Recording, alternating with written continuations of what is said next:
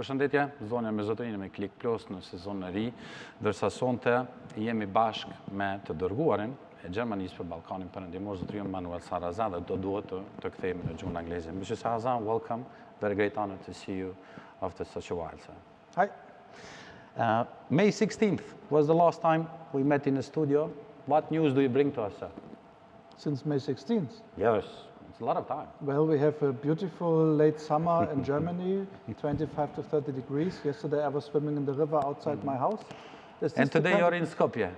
It's also beautiful here, of course. Yes, of course. But you think only you have good weather and sun? Even No, actually, well, we did have troubles with weather almost the entire Europe, but we have more accurate political problems that we need to overcome, and we expect you usually to overcome. don't talk about weather. I thought it's a Well, weather talk show. in London, yes, we do, but we don't. Did you talk to anyone in Macedonia? Yeah, we had some meetings already today, but you are like in the middle of the day because Yes, indeed, we we had to record record this show. Okay. So I cannot report out of all meetings live here. You cannot, because we did have, the question is, did you torture anyone in Macedonia? You know, German foreign policy never tortures. We usually try to convince with our good arguments. Well, I asked this because we had, a few days ago, we had hearsays, and we have even your colleague, the American envoy, Mr. Escobar, who was saying that I'm not here to torture anyone, I'm not here to impose any government, how it would look like. And apparently, we were all thinking that this comes from the opposition, which, when you talk and you open the issue of the constitutional changes, they consider it as a torture, and they consider it as an issue which they won't back up from a position. Now, since we talk, you met Mr. Mickoski. Is anything that we can know? I think he didn't felt tortured. Okay, we will ask him about that. I also didn't feel tortured. Okay. No, I mean, like for me, it's kind of coming again, having kind of state of art of the discussions in Skopje taking place. And of course, as I was before the summer, I'm strongly in favor of doing the constitutional change. I have a feeling this next month will come to history as a new phase of European history, because enlargement will get into a new trend. And I think, as I said before the summer, don't lose time. And I know that in North Macedonia it sounds a bit funny because so much time has already been lost, not actually only on the auspices of Macedonians themselves, but of other actors, also from European Union. And I don't mean only Bulgaria and France, also sometimes we have been perhaps a bit a part of the problem. So, but put this all aside, let's not lose more time. But I cannot vote for constitutional changes in your parliament. I'm not elected here, so, and I think trying to torture will not solve this. They'll solve this. You said a couple of months left. Can you define couple of months? Well, I mean... The deadline. No, I mean a deadline, you know, how it is with deadlines. The deadline is usually until the next deadline comes in Western Balkans especially. No, but I mean... Is it our fault? Our, when I say it, the Balkans' fault? Why the deadline is always postponed? Honestly. I think that usually not. You know, I mean, your region is so open to European Union, so much interlinked with us, and you're so much looking especially towards Germany that nothing what is done wrong here is completely your fault alone. We are always responsible as well. But I think in the region, political responsibility is often also lacking. And political leadership, to have the courage to go together for common national goal. Yeah? And of course, I mean, in Germany, we also have a different political situation, and it's also getting difficult with AfD rising. So it's very like, you know, you can sit in Berlin and be very clever in North Macedonia, and sometimes it's more easy to be in Skopje clever about Berlin than being at home. Vice versa. But in general, Ukraine might come, and we have the next month a debate on enlargement coming up, and new like models, perhaps new money, and question on how to deal with membership applications of Ukraine and other countries will come. And this train might suddenly move a bit in a sense which has been not expected some time ago, and I think it would be clever to not miss the train. In this situation, who's lacking leadership in Macedonia, sir? Well, I would have wished that the Macedonian politics is able to find a common way of solving with this difficult task of a constitutional change, which is not so big in content, but very big in emotions and hesitations among the people. And I mean, I know it from Germany, big European decisions often are very opposited in the population, but it's not so clear why this decision is so big. It seems to be only a small and uncertain step. And but I would wish the ability of the country to find a common way on this. This is a very German wish, but I think it could really help you. Well, after your meeting with Mr. Mickoski, we had a press communique sent to the press. I don't know if your colleagues have read it to you or not, but these are two issues. He said that Vomero says that no constitutional changes will happen under what they call Bulgarian dictate, and that apparently Mr. Mickoski told you that the changes in the criminal code were made famous, and that there's a new debate on that. I hope that I will have your opinion as well about it, about the criminal code changes, which according to Mr. Mickoski was made to amnesty in which way, shape or form the former government people who are in prison or waiting to be sentenced by the prison. And they link it with the election result, because SDSM will be in future government, will be in opposition, and they won't govern the country anymore. Is there any moment that Mr. Mickoski talked about the criminal code changes with you, sir? Or raised it as an issue of concern, justice issue? Well, I mean, I didn't read his press release before, but I think it is more or less accurate regarding the content of our conversation. Yes. That he's worried about the justice system. Sorry? That Mr. Mickoski is worried about the justice system. Yes. Why is that, sir? What do you make of these criminal code changes in Macedonia? Well, I mean, you have to ask him about his position on the changing of the criminal code. But you, what do you make of it? Well, first, I was surprised. Okay. For bad or for good? I would like to define and not interpret it. So first, you're surprised because when something like this, which seems to be quite big, is coming up through the back door. Overnight. Yeah, for me at least, literally overnight. I can only talk for myself and also for Germany. For us, it was a real surprise. Then you think like, oh, and then first you try to get a checking like what is the real content and try to, have a basis on which you're talking about. And frankly, we haven't concluded this yet. And also, of course, European Union will have an opinion because Commission is the guard of the treaties, as we say in European language.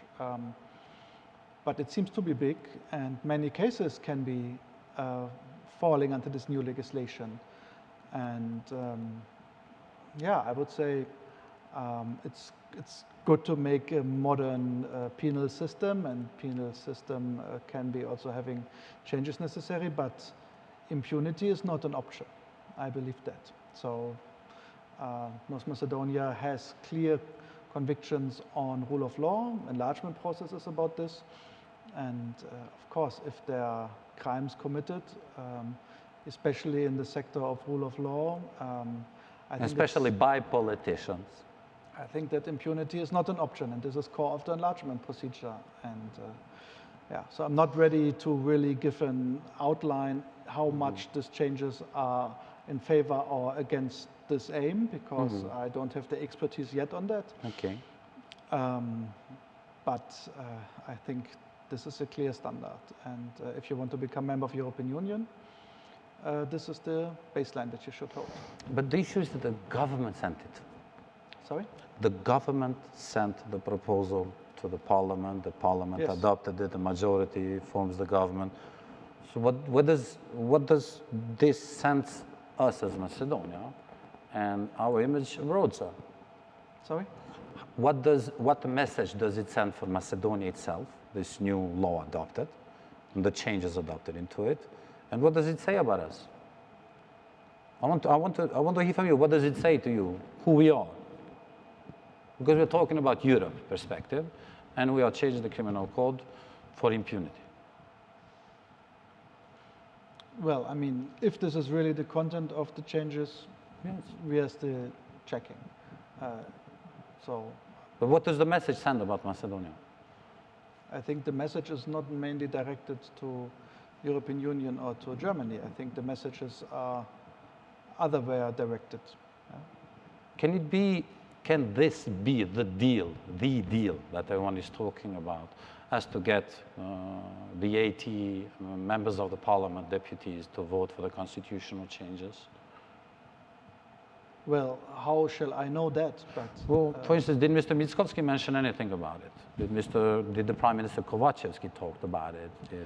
If somebody confirmed that this deal is existing, I would have immediately told it to you Okay. here and now. Okay. For sure. No, but frankly, you will not have a successful way towards European Union with such laws, such changes? No, on the way to European Union, you also have to comply with the values of the European Union. Okay. And I think this is quite clear. I mean, always, you're not perfect from the first day. And I do agree. But when you see that the path to European Union seem to be reached only in ways which are actually opposite of what the values of the European Union are standing for, I think in the end this will be not successful. So I don't believe that such a path would be like successful if it was that this is the deal done. But I don't know it. I hear that there's a lot of rumors about it, and a lot of rumors like who was all behind doing what? or not in it. And who made the deal with whom? Yeah. Exactly, and I understand such a great interest, but for me, we were surprised. We think it's a big piece of legislation. We had not yet the capability of really assessing it. And it's clear that if this content is really, holding Falling against a lot the of rule. cases under impunity, it would be not a good step, and for sure one which would have to be like corrected anyway as soon as negotiations are opened up. On the other hand, of course, I mean, like in Germany, we have a different law culture. Yeah. For example, our penalties are usually much shorter, but we have an existing court system which is usually, not always, but usually capable of using the time quick enough to also get the people being under penalty. So it depends on the content a lot. Yeah? Well, some say that it's déjà vu. Déjà vu meaning that we had such a deal bargaining under the table while we had to vote, while Macedonia had to vote for the Prespa agreement and adopted it properly, the name change and the name rule, which then allowed it to get into NATO. Can it be that in any way, shape or form we might see, as you just said, that we might have adopted it, we reached the constitutional changes by any miracle of this, or if this surprise of ours is that miracle, and then we will need to change it again? To change this exact law. Is that a chance? Once we come to talk about the acquis, the chapters, that we might need to rechange it? Well, I mean, I think that first, it is key in the beginning of negotiations to talk about legal system, chapter 23, 24, the first cluster, it is important. Second, impunity is an important topic of EU negotiations. But of course, in the end, on the one question is the duration of penalties, like when you are convicted, but it's not so decisive for European legislation as of the number of cases which are falling under impunity because they are of this piece of legislation. Yeah, by whatever means. And this was in other cases. For example, for the Croatian accession, the number of not done cases on the backlog files in the courts was one of the main criteria for the last decisions on membership or not. Yeah, and not if like you get 1 or 10 years in the penalty. There are different cultures, and in the European Union we have very different law cultures on how you use penalties, on what crimes you have, what kind of penalties. And there are soft tries of Europeanizing this area because of on different reasons. I mean, you have mobility within the European Union, but very different penal laws and different very penal cultures, but it's a very Strict area. thing. But I think the main point is impunity is not an option on the path to European Union, and we are checking. Since it's not an option, Mr. Mickoski, I don't know if he mentioned to you, but he mentioned in his press, not Mr. Mickoski, the VMRO mentioned it, and I don't know Mr. Mickoski said to you or not, that this specific law, which by surprise caught us all, was sent with the EU flag. And that's why it got in the evening, and then they voted for it so quickly. Is that the case where they should put the EU flag, the government? Well, I mean, in the end... We talked about it as well in our last meeting when we saw each other on May. Mr. Mickoski was very much against the laws and everything. And you mentioned, yes, the European delegation will look for it. They looked for it, but they didn't give out any reasonable thought that we may look after it and then run after the government when they used it. Well, I mean, also here the European delegation will have to answer. Yes. I'm not an expert. My first view is like, oh, this is questionable. How can you decide so fast about European flag? And if they have also been surprised, how can you surprise Europe with a European flag? But I'm not an expert on this, and this is only my private assessment. No, I get it. In a very surprised situation. In the end, the European delegation will have to comment on it. And it's also interesting because we had this case last time when I was in May. And I remember quite well that I said something like that in May on it. Yes. He may be right, that Mr. Mickoski may be right, that why for some certain laws we use, the government uses the EU flag. Yeah, and the criteria for European flag are still quite clear. Everybody of people watching us can check online the May edition of our talks and see what I said, what are the criteria. Exactly. The deadline that I talked to you earlier, and that you said that we are used to see in the Balkans the deadlines being postponed and postponed. Is there any willingness in the European Union and as well with the German government to postpone it for the sake of reaching the constitutional changes? And what will be the criteria that you would support such a postponement, sir? Eventual postponement, since we didn't reach the deadline yet. It's by the end of November, and the Prime Minister Kovachevsky said that yes, until February. He mentioned February as a deadline. You mean the deadline in the legislation procedure? In the right, in the agreement between Bulgaria and Macedonia, which is a year lost. So for the European Union, there is not a legal deadline. Okay. I mean, you are stuck as long as the constitutional change is not done. As bad this might be, but this is clear. Next step, progress, is coming when constitutional change is done, and it's voluntary for the respective country to do so. Okay. But I think politically you should put yourself a deadline which is December. Yeah? Okay. And not because we will hate you afterwards or love you afterwards, because times are shifting, big things are happening in Europe which are easy to underestimate because it looks like the war will take long time. But war is a catalyst of history, and sometimes you see the changes of history when the war is over, but they are done within the war. Yeah? When US started to be superpower, was it in 45? Or was it during the Second World War when it was happening? Yeah? When people will look back in 50 years in history of Europe, when will be like the decision to take Ukraine as probably one day a member of European Union. What will people say when it was decided? After the war ended? Or exactly perhaps now?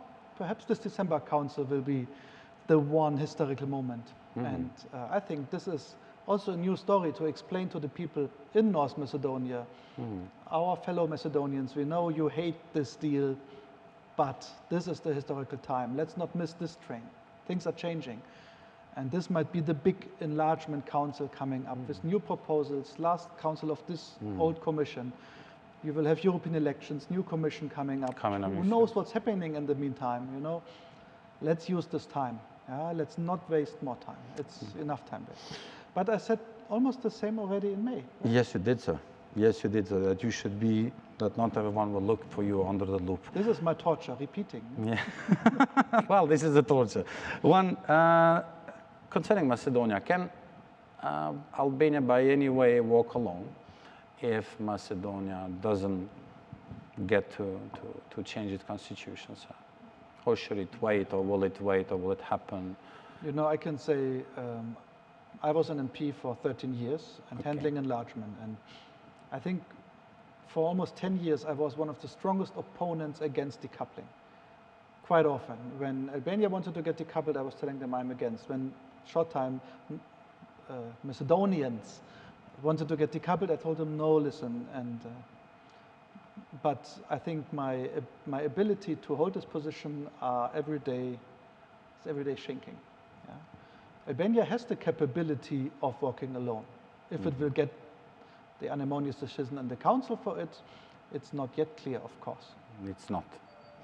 Yeah, but because since we're talking about the war, we had Prime Minister of Albania, Mr. Edi Rama, sarcastically or not, but he said that, like Ukraine, we should maybe start a war among ourselves neighbors so that the EU takes us more seriously.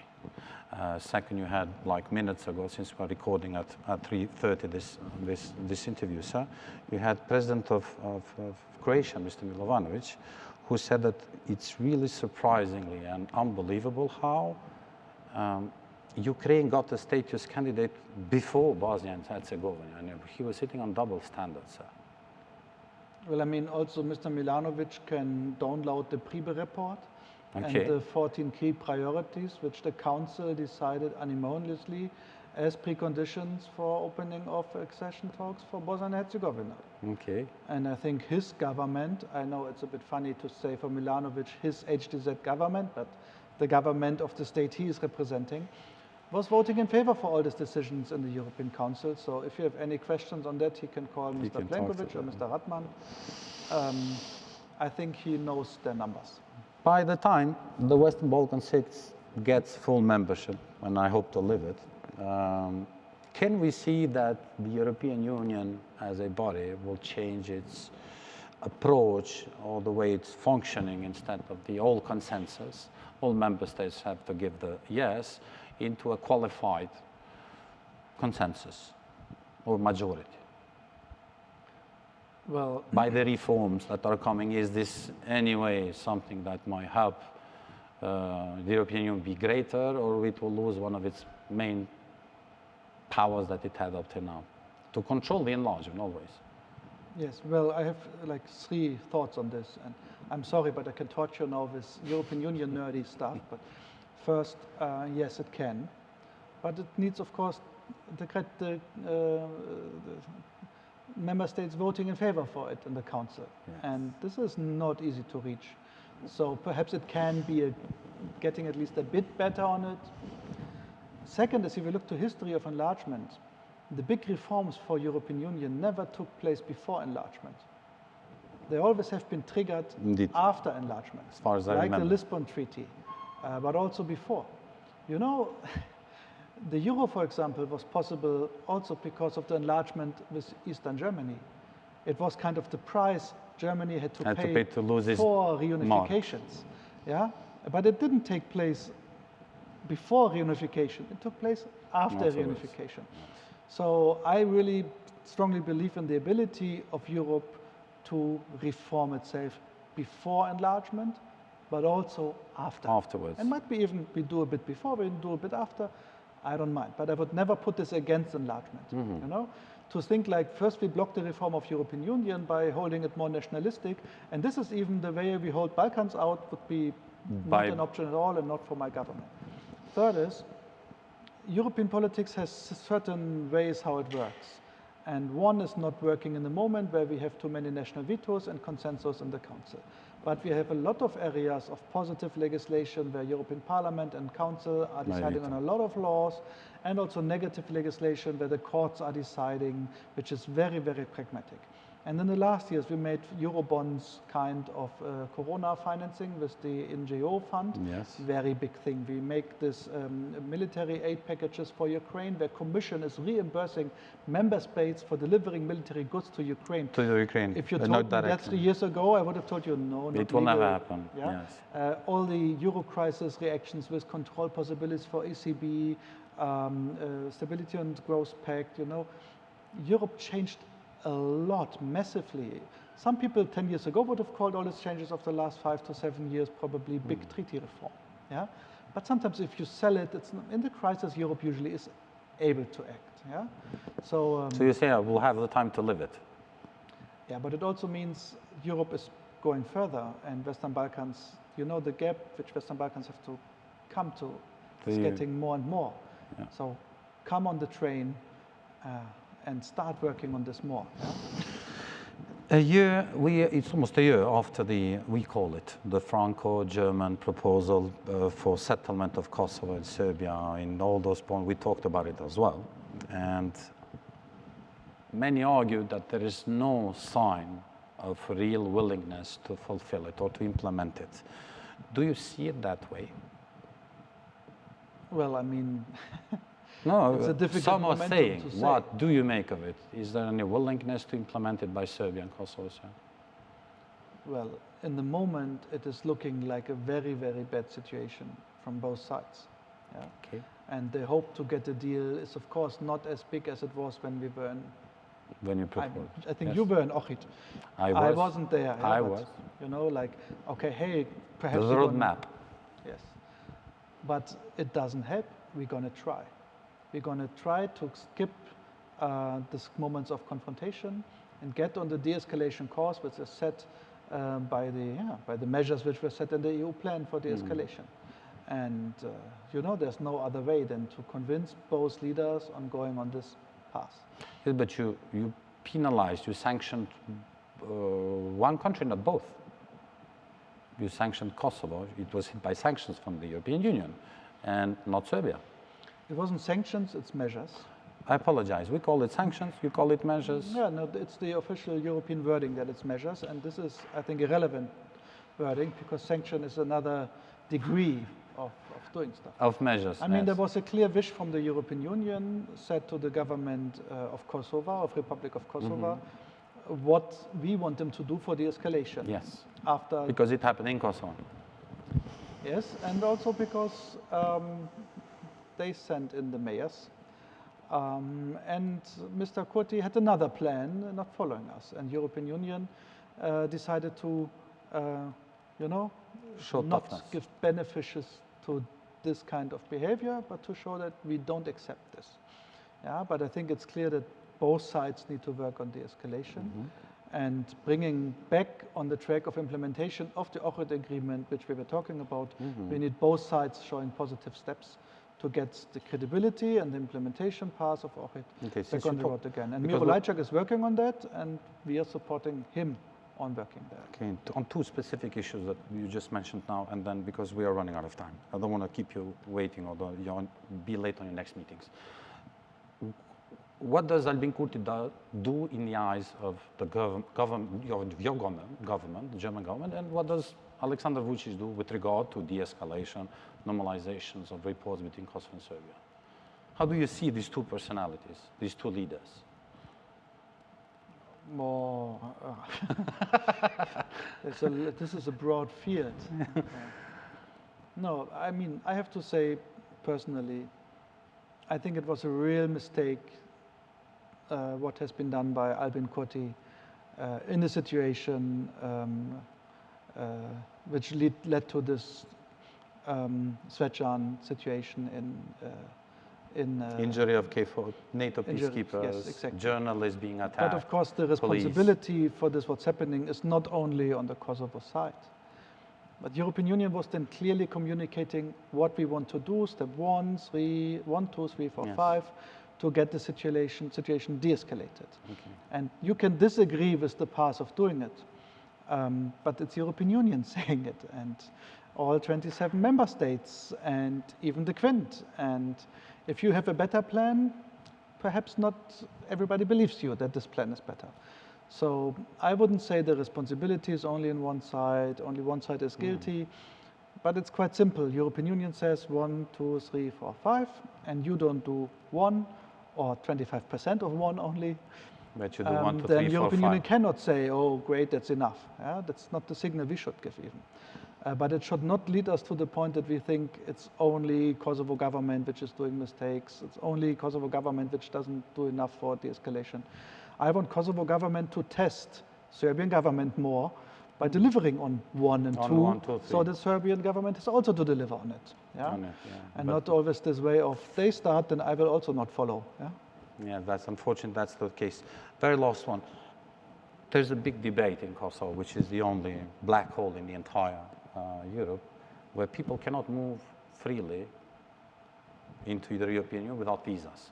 Is visa lifting policy, liberalization, is it at stake, sir? Is it any way at stake? For Germany, not. I mean, but for the EU-wise? No, I think very this seriously, because there's a big polemics going on in Kosovo about now because of the government, now because of this and that, the people will suffer. I mean, is that an issue? Or will they really move freely after the new year? We talked about it exactly a year ago. Yes, so I can say quite clear. First, of course, government of Kosovo should think about if they really do the right when so many governments in the region and in the European Union think they do wrong. And of course, this is also negatively affecting the people of Kosovo. Yeah? Because it has nothing to do with the government.